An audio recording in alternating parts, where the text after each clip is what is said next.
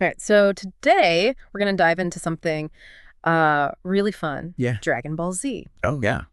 I've always been curious what makes it such a phenomenon, even for those who haven't seen it. And Maybe there's a lot to unpack there. yeah, you send over this great document analyzing the show, Right. and I'm excited to really explore its themes and, the characters and its impact and all that. It's a great pick. Yeah, Yeah. I'm excited. The show has this undeniable energy and appeal that transcends cultures. Yeah. I'm eager to see what insights your document brings to the table. Yeah, and it all starts, by placing Dragon Ball Z firmly in the world of shōnen anime. Right. For anyone unfamiliar, that's a genre aimed primarily at young boys. Yeah.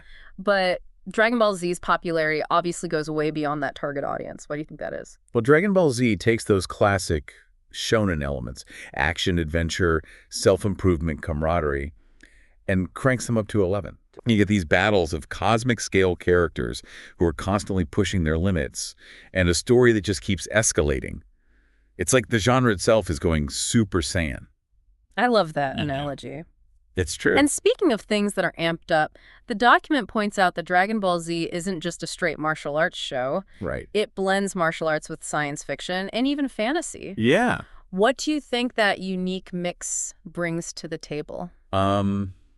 I think that's one of the reasons why it's so broadly appealing. Mm-hmm. There's literally something for everyone. Yeah. You get incredible fight scenes for action fans, aliens and spaceships for sci-fi lovers, and even superhuman abilities and mystical elements for those who enjoy fantasy.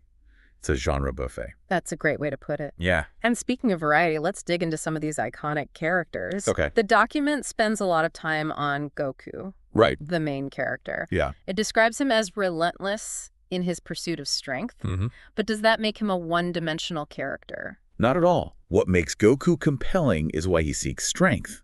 Right. It's not about power for its own sake. Yeah. He wants to protect others and test his own limits. Yeah. He's an aspirational figure, even if his methods are a little extreme at times. I can see that. He's definitely got that, punch first, ask questions later vibe. Yeah, he does. But the document also highlights Goku's humility and kindness. Mm-hmm.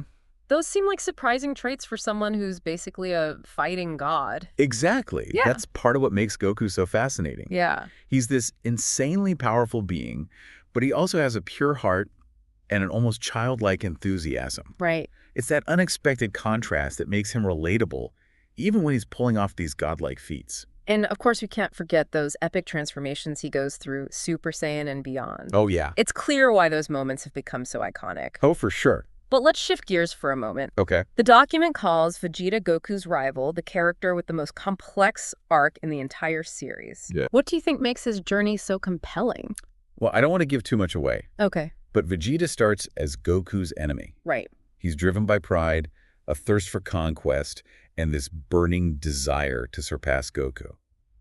Over time, he changes in ways that I don't think anyone could have predicted. The document specifically mentions that he eventually sacrifices himself to protect his family and Earth.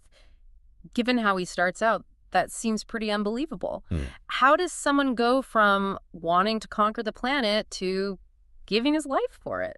That's what makes Vegeta's arc so powerful. Okay. It's not a sudden out-of-character change of heart. Mm-hmm. It's a gradual evolution driven by his rivalry with Goku, his growing respect for the other Z fighters, and a deep internal struggle that he grapples with for much of the series. Yeah. This makes his eventual redemption all the more satisfying for the audience. I can see that. It's not your typical bad boy turns good story. Right. There's a lot more nuance to it. Exactly. And speaking of nuance, Dragon Ball Z is obviously known for its over-the-top battles and transformations. But the document argues that there's more to it than meets the eye. Right. What are some of the deeper themes that the series explores? Dragon Ball Z touches on some surprisingly profound ideas.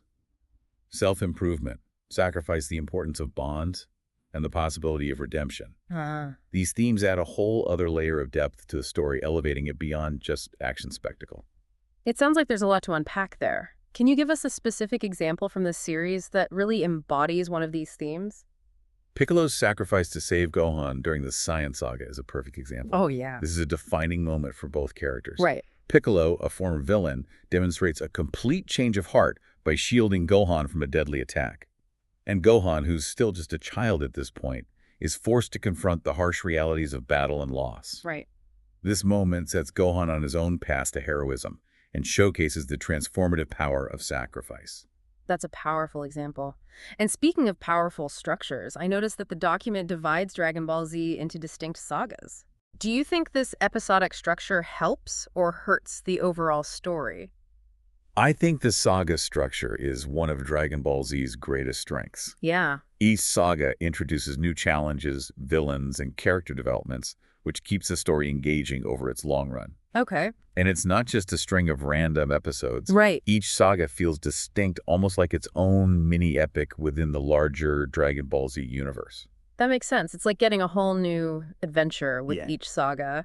And those titles are so evocative. The Saiyan Saga, the Frieza Saga, the Cell Saga. You get a sense of what's coming just from the name. Absolutely. And some sagas are definitely more impactful than others. Oh, yeah? The Frieza Saga, for example, is often considered a high point in the series. Okay. It features some of the most intense battles, significant character growth, and really raises the stakes of the story. It's interesting that you bring up the intensity of the battles. Yeah. Because that's something that always stood out to me about Dragon Ball Z. The fights are so over the top. These extended clashes with energy blasts that can level mountains. Right. Some critics argue that this focus on spectacle detracts from the story. What do you think? I can see where those critics are coming from. Yeah. The battles can definitely be drawn out, but I think they serve a purpose. Okay. On a visual level, they're stunning. Oh, yeah. The animation, the choreography, the special effects, they all come together to create these really dynamic and visually impressive sequences. It's true. Even if you're not into the story, you have to admire the artistry of those fight scenes. Exactly. But beyond the spectacle, I think the battles often reflect the internal struggles of the characters. Okay. Take Goku's first transformation into a Super Saiyan. Right. It's triggered by the death of his friend Krillin. Yeah. And it's not just a power upgrade. It's a visual representation of his rage, his grief, and his determination to protect those he cares about. You've just reminded me of another aspect of Dragon Ball Z that always fascinated me. That's the transformations. There's so much more than just visual upgrades. Right. They're these pivotal moments that mark a character's growth and commitment to their goals. Precisely.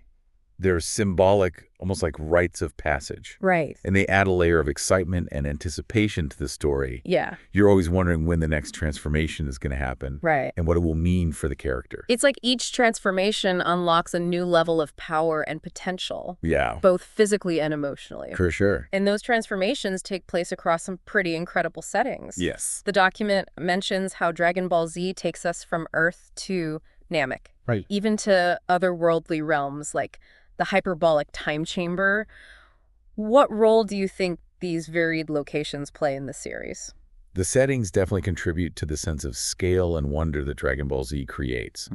Each location has its own unique aesthetic and atmosphere, Right. which adds visual variety and reflects the growing scope of the story.